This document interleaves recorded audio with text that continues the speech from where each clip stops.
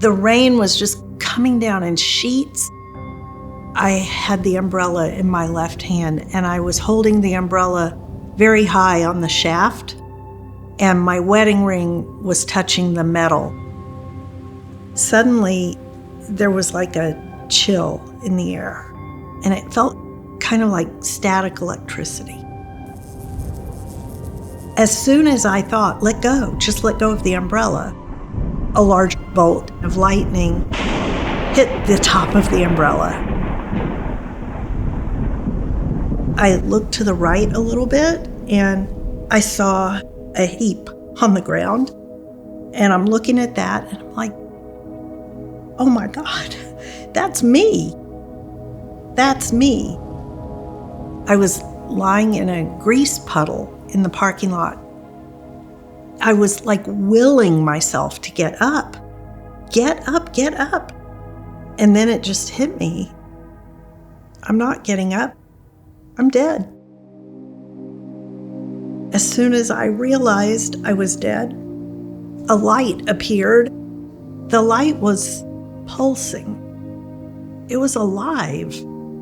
The light was conscious, and it wanted me to follow it.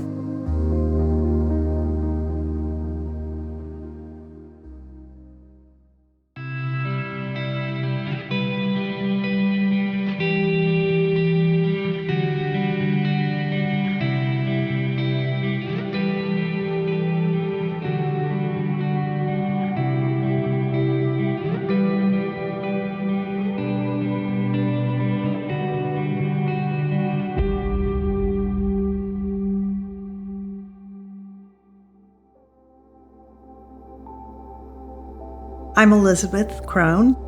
I'm from Houston, Texas. I think I had a pretty normal childhood. I have 2 younger sisters. My dad had a dental practice.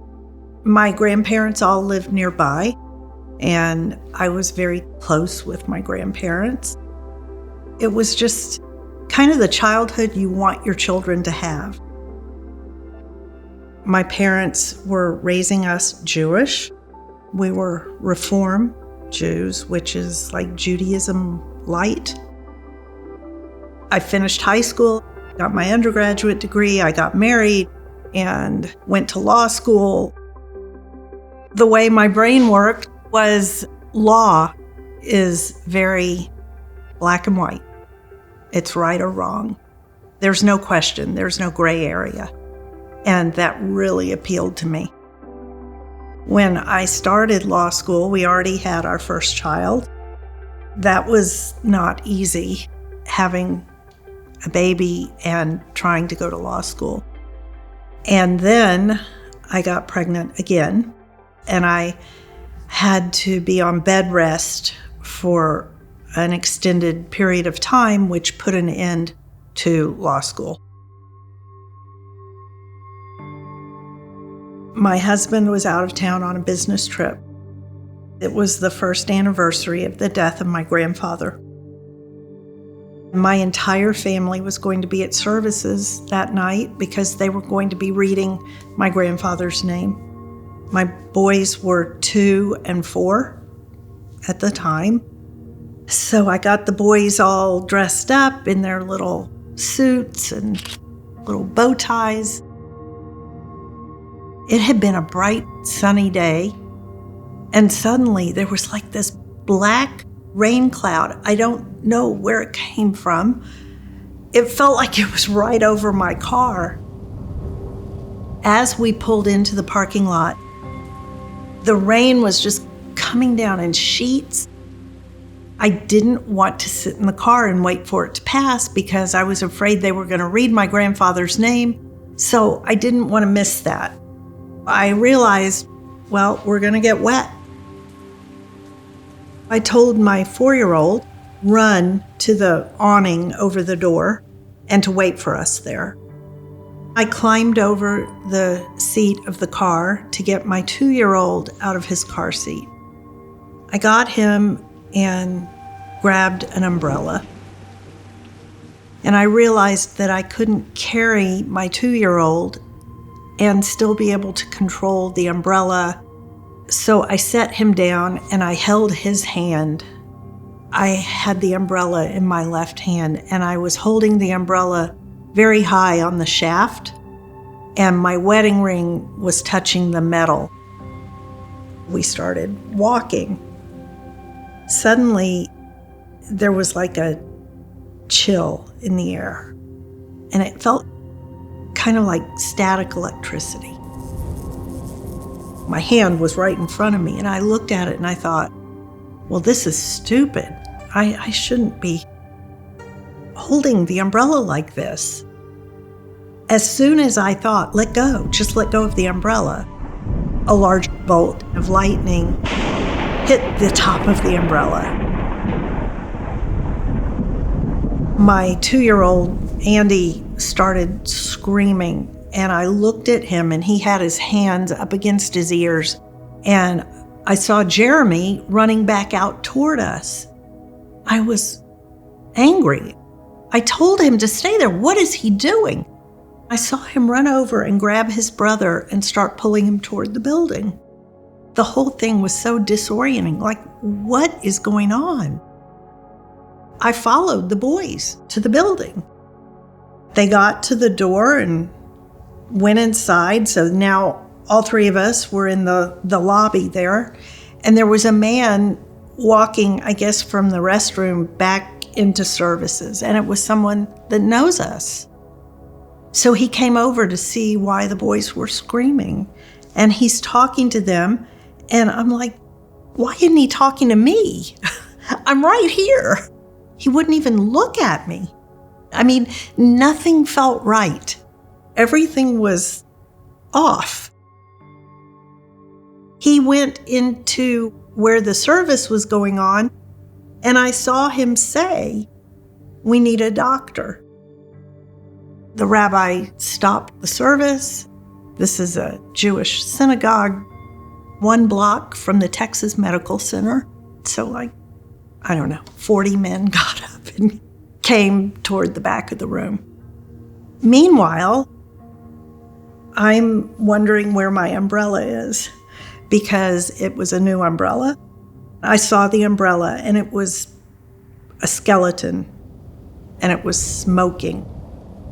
I looked to the right a little bit and I saw a heap on the ground, and I'm looking at that and I'm like, oh my God, that's me. That's me. I was wearing a new pair of shoes and I saw that my feet were sticking out from the bottom of the shoes. I was upset about the shoes. So I looked down at my feet in the lobby there where I was, and the shoes were on my feet and they were perfect. Perfect. The only issue was my feet were not on the ground. I was hovering a few inches above the ground. I was having a very difficult time trying to understand what was happening, because I had always been very skeptical of anything like this. And as soon as I thought that, I was there above my body. I was lying in a grease puddle in the parking lot. I was like willing myself to get up. Get up, get up. And then it just hit me. I'm not getting up. I'm dead. As soon as I realized I was dead, a light appeared. The light was pulsing. It was alive. The light was conscious, and it wanted me to follow it. It led me to a place that I call the garden. It wasn't a garden like you would think of here on Earth. The words don't exist here to really adequately describe the place I was in. Everything was perfect. This place was heaven. There was a bench. It was very ornate. It was just gorgeous. And a voice told me to sit down. The voice was my grandfather, who had died a year earlier. You know, when your dead grandfather says, sit down, you sit. You don't argue with that. And so I sat down, and as soon as I sat on this bench, it like morphed. I felt this overpowering, overwhelming sense of unconditional love. I felt I was home. I thought I knew what unconditional love was. I mean, I had children. That's unconditional love. But this was a whole different level. This was totally different. More intense and much deeper. I don't believe that that voice was my grandfather.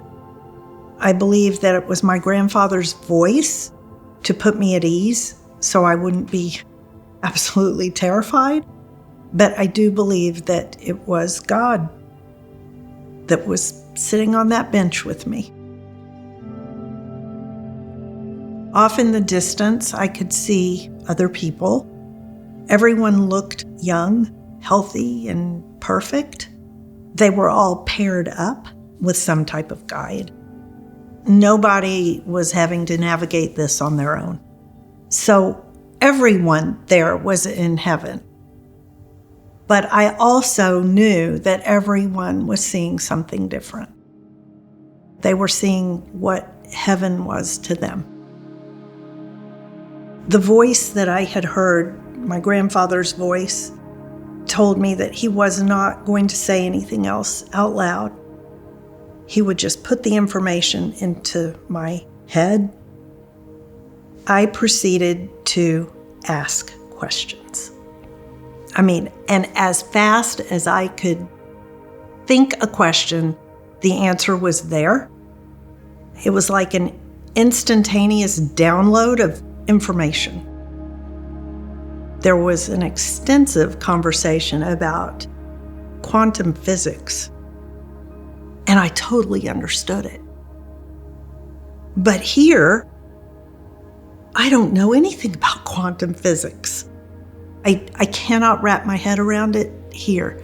Being here is like being in a bowl of pea soup. It's so murky and heavy and difficult. But I know that while I was there, I understood the relationship of space to time and how it worked. A lot of the conversation revolved around questions I was asking about my family and my future. I was given a choice. You can go back, you can stay here. There was a gorgeous path in the garden, and it led to a mountain range that was off to the right. Apparently, if I decided to stay, I would take this path over the mountains. The entire time I was there, everything was so perfect. There was nothing that I could have asked for. Everything I needed was right there. Why would I go back? He said, there was more that you had planned to do in this life. You'll have a third child. It'll be a girl. He said she's already picked you and your husband to be her parents. You can either go back now and finish, you're 28 years into it, or you can start over. That made it pretty easy. I need to go back and just finish the job. I was told that it would be physically painful because I was burned from the lightning. I thought, oh, yeah. So I looked at my hand, and it didn't have a ring on it, and there was no burn, and I turned it over, and it looked like I was 18 years old. Everything was perfect. Everything was perfect. And he said, okay, one other thing. When you left your body, your soul expanded. And I'm going to have to squeeze you back into that body. It will feel bone-crushingly tight. And I said, okay. The next thing I knew, it felt like every bone in my body was breaking. And then I opened my eyes, and I was lying in the rain. People were just starting to come out to help me. And I was back.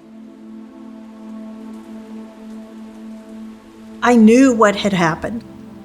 I was very clear in my mind, and I even remember thinking, you can't say anything about this. Don't say anything. They're going to laugh at you. They're going to say you're crazy. I knew I couldn't talk about it. I was helped into the building. One of the doctors that was there was an electrocution specialist. Anyone that went into Methodist Hospital in Houston, Texas, in the medical center, that was suffering from any type of electrocution, this is who they called. And he was there. He said, we can take you into the hospital and check you out, but he had a bag there. He listened to my heart. He said, they're just going to call me, and I'm here. So he said, you're going to need to be treated for the burns, which I was. I spent the next 3 months in bed because my feet were very burned, and it was very painful to walk. I have scars on my feet from the lightning leaving that way. At the time, I had never heard the term near-death experience. I knew nothing about it. I thought I was having some type of spiritual crisis. I couldn't make heads or tails of anything, and I wanted to talk to a clergy person, anybody, somebody help me. I went and talked to many rabbis. I'm Jewish. I thought they'll listen. They didn't want to hear it. They really didn't want to hear it. They're not trained to handle something like that. And basically, it was a pat on the head and they're there, you'll be fine, go on now. They were nice, but dismissive. I told my husband and I told my mom. My mom was fascinated.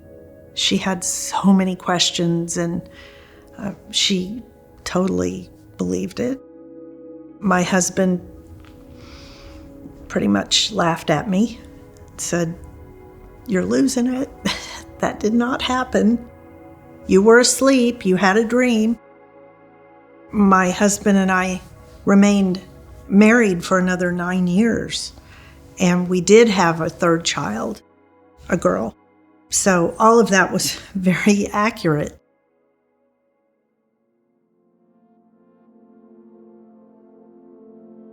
My NDE totally shifted how I think about life and death and religion, how I think about everything. Because when you know that death is not the end, it changes everything. When I look at the picture now, I'm a different person. I am much more spiritual now. The old me was very by the book, black and white, everything very rigid, very structured. I did not believe in life after death. I thought when you die, that's it. It's over, lights out, you're done. And that is not the case. Consciousness survives. In September of 2022, my mom passed away. It was a very difficult time for my whole family. In October, we had local elections in Houston. I went to a community college where they were having the voting. There were people in the parking lot who were wearing volunteer T-shirts. One of them came over to me and said, "Are you here to vote or are you here for a class?" And I said, "To vote." And she said, "Okay." And she showed me which door to go in. I start walking, and she started walking with me. And I was kind of annoyed because, my mom just died. I was grieving. I didn't want to make small talk. Finally, I got to the door and went inside. And I was in there for about an hour and a half. And I came back out, and she's still there, this woman. She said, "Well, you did it." I said, "Did what?" She said, "You did your civic duty." And I said, "Yeah. Okay, have a good day." And she said, "Where's the other woman?" I said, "What other woman?" She said, "The older woman that you came with." I said, "I didn't come with anyone. I was by myself." She said, "No, the older woman. She's wearing the blue and green blouse with the big decorative buttons." And I said, "I have to go." And got in my car as fast as I could. My mom is buried in a blue and green blouse with 3 big decorative buttons. The old me would have laughed myself out the door here. I wouldn't have believed this. So I do get communication from the other side. I do in things like that.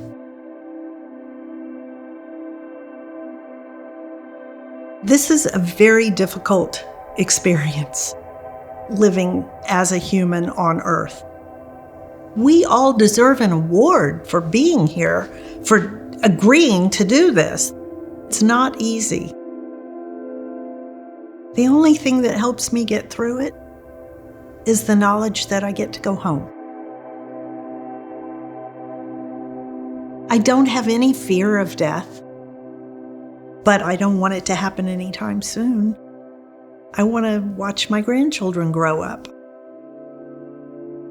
I was talking to my 5-year-old granddaughter. She said, "How old are you, Grandma?" And I told her, and she said, "Wow, that is really old." And I said, Yeah. She said, "How old do you want to live to be?" And I said, "Well, I want to live to be old enough to see you grow up and get married and have children." And she said, "That would make you like 100. And I said, "Well, however old I get to be is great, because it's more time I get to spend with you." It's about the people in your life. It's about the life you're leading. If you're doing what you want to be doing, if you're happy, that's what it's all about. And for me, that's enough.